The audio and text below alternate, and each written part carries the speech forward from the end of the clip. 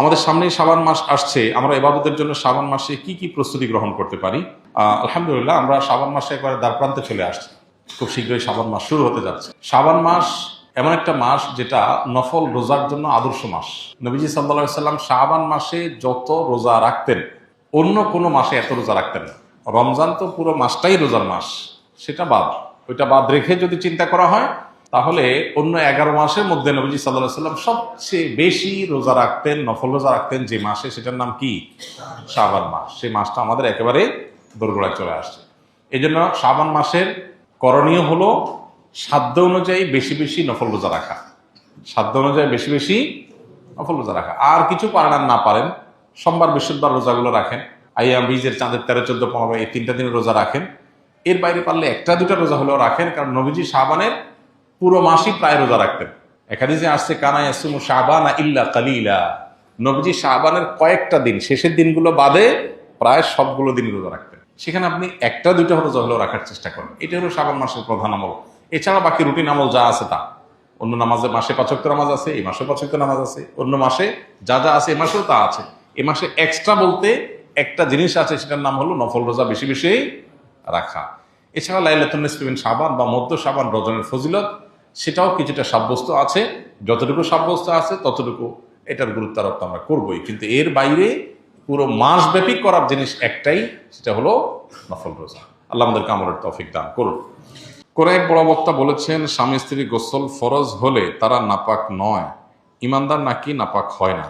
নামাজ পড়ার আগে গোসল করে নামাজ পড়তে পারবে, তার আগে সব কাজ করতে পারবে। আমার প্রশ্ন হলো, গোসল ফরজ হয়ে গেল কিন্তু তারা ফরজ গোসল না করে মারা গেলে কি তারা জাহান্নামী হয়ে মারা যাবে? না, জাহান্নামী হওয়া তো সহজ বিষয় না, বা এরকম ঠুনকো বিষয় বা একটা অযৌক্তিক কারণে আল্লাহ তাআলা কোনো মানুষকে জাহান্নাম দিবেন না। কারো গোসল ফরজ হয়েছে, স্বামী স্ত্রী গোসল ফরজ হয়েছে, কারো স্বপ্নদোষ হয়েছে গোসল ফরজ হয়েছে, যে কোনো ভাবে গোসল ফরজ হয়েছে। গোসল ফরজ হওয়ার পর পরবর্তী যে নামাজ আছে তার আগে আগে গোসল করা তার জন্য ফরজ, কারণ তাকে নামাজ পড়তে হবে। যদি সে পরবর্তী নামাজ আসার আগে আগে সে গোসল করার নিয়ত ছিল, বাট তার আগে তার মৃত্যু এসে যায়, তার কোনো দায় আল্লাহর কাছে নাই, কারণ সে কোনো অন্যায় করে না। ফরজ গোসল অবস্থায় মারা গেলে তার জন্য কোনো গুনাহ হবে না, তার গোসল তো দেওয়া হবেই। তার নামাজের জন্য গোসল করা লাগতো, সে নামাজ আসার আগে দুনিয়া থেকে সে চলে গেছে, তাহলে ওই দায়ও আল্লাহর কাছে তার আর নাই। হ্যাঁ, যদি এমন হয় নামাজের ওয়াক্ত হয়েছে, ওয়াক্ত অনেকখানি চলেও গেছে, সে অবহেলা করছে, অলসতা করছে, গোসল করার নিয়তি নাই, নামাজ পড়ার নিয়তি নেই, তাহলে তা দায় আছে। আর এর বাইরে এই যে যেটা বলেছেন যে মুসলমান কখনো নাপাক হয় না, না, মুসলমান পাক নাপাক সবই হয়। মুসলমান হলে একেবারে ওই যে খ্রিস্টানদের মতো, যে আমরা খ্রিস্টান, তা খ্রিস্টানরা মনে করে যে তারা খ্রিস্টান হয়েছে, তারা তাদের কোনো পাপের দায় নিতে হবে না, তাদের সমস্ত পাপের দায় তাদের নবী নিবে, এরকম একটা বিশ্বাস তাদের মধ্যে আছে, যার কারণে তারা কোনো পাপ করতে চিন্তা করে না, যা খুশি তা করে। কারণ তারা মনে করে তাদের নবী ঈসা আলাইহিস সালাম, তারা মনে করে যে তিনি শূলে চড়ে মৃত্যুবরণ করেছেন, তার উম্মতের পক্ষ থেকে সকল দায় তিনি নিয়ে তিনি দুনিয়া থেকে চলে গেছেন। এটা ভুল কথা। কোরআনে আল্লাহ বলেছেন যে আল্লাহ তাআলা ঈসা আলাইহিস সালামকে আল্লাহ জীবিত রেখেছেন এবং তাকে উপরে তুলে নিয়েছেন, বার রাফাহুল্লাহ। তো এই জন্য মুসলমানদের মধ্যে কেউ যদি মনে করে মুসলমান কখনো নাপাক হবে, এটা ভুল বিশ্বাস। অবশ্যই নাপাক হবে, কোরআন হাদিসে বড়ি বড়ি আয়াত এবং হাদিস প্রসঙ্গে আছে। কেউ বললে এটা তার মূর্খতা ছাড়া কিছু না, যদি এইভাবে কেউ বলে থাকে। আমি মেহেদী হাসান সাকিব, যশোর মির্জাপুর থেকে। আমার প্রশ্ন হলো, আমি নিয়মিত নামাজ পড়ি, কিন্তু আমার পড়া দেখে মসজিদে কিছু মুরব্বী মজা করে, ঠাট্টা করে, কারণ আমি বুকের উপরে হাত বাঁধি। এখন যারা বা যে মুরব্বীগুলো আমাকে নিয়ে মজা বা ঠাট্টা করে, তারা কি অপরাধ করছে না? তাদের ব্যাপারে কিছু বলুন। ভাই, আমরা হাত কি নাভিতে বাঁধবো না বুকে বাঁধবো, এটা নিয়ে ওলামাদের মত পার্থক্য আছে।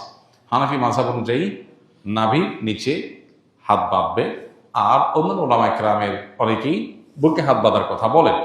এই উভয় মতের সপক্ষে একেবারে সুস্পষ্ট এবং একেবারে বিশুদ্ধ দলিলের পরিমাণ খুবই কম। এই বিষয়ে যদি আপনি বিস্তারিত জানতে চান, তাহলে সেক্ষেত্রে ডক্টর আব্দুল্লাহ জাহাঙ্গীর রহমাল্লাহ খুব একটা ছোট্ট বই লিখেছেন, এবং উনি যেহেতু হাদিস বিভাগের প্রফেসর ছিলেন ইউনিভার্সিটিতে, হাদিসগুলো অ্যানালাইসিস করে তিনি লিখেছেন সালাতে কোথায় হাত বাঁধবেন, ছোট্ট বই। এটা পড়লে আপনার কাছে ধারণা পরিষ্কার হয়ে যাবে। এইটাকে কেন্দ্র করে যদি কোনো তরুণকে বা কোনো মানুষকে বুকে হাত বাঁধে, এই জন্য তাকে নিয়ে ঠাট্টা বিদ্রুপ করে, তাহলে অবশ্যই অন্যায় করছে। কারণ যিনি বুকে হাত বাঁধছেন তিনি ওলামাদের ইজতিহাদের উপরে, কিছু হাদিসের উপরে ভিত্তি করে তিনি আমল করার চেষ্টা করছেন। তো এইটাকে বিদ্রুপ করা, মানুষটা কি কখনো বেনামাজিকে নিয়ে বিদ্রুপ করেছেন?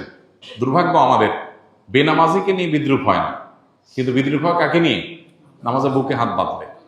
এটা খুবই দুর্ভাগ্যজনক ব্যাপার যে আমরা সমাজে অন্য মতের মুসলমান ভাইদেরকে সহ্য করতে পারি না। সাহাবীরা কিন্তু সহ্য করতেন। ১৫০০ বছর আগে সাহাবীরা এতটা উন্নত ছিলেন চিন্তা চেতনায়, মন মানসিকতায়, যে ভিন্ন আরেকটা মত দেখলে তারা সহ্য করতেন। বাট আমাদের মধ্যে এটা কমে গেছে, খুবই দুর্ভাগ্যজনক একটা বাস্তবতা। তবে সেই সাথে আমাদেরও খেয়াল করা উচিত সবারও, যারা হয়তো হাম্বলি ফিক ফলো করেন, হ্যাঁ, অথবা তিনি কোনো বিষয়ে ভিন্ন মত পোষণ করেন, তার মত প্রকাশ বা তার আমলটা যেন আরেকজন মানুষের বিশেষ বিরক্তির কারণ না হয়, এটা তারও খেয়াল করা দরকার। যে কোনো একটা নফল আমল যদি হয় বা সুন্নাহ আমল যদি হয়, যেটা আরেকজন বিরক্তির কারণ হতে পারে, তো সেটা যদি খুব বাজে একটা পরিবেশ তৈরি করতে পারে, তো আমি কেন নিজেকে এই বাজে পরিবেশের মুখোমুখি করতে যাব, সেটাও খেয়াল রাখা দরকার।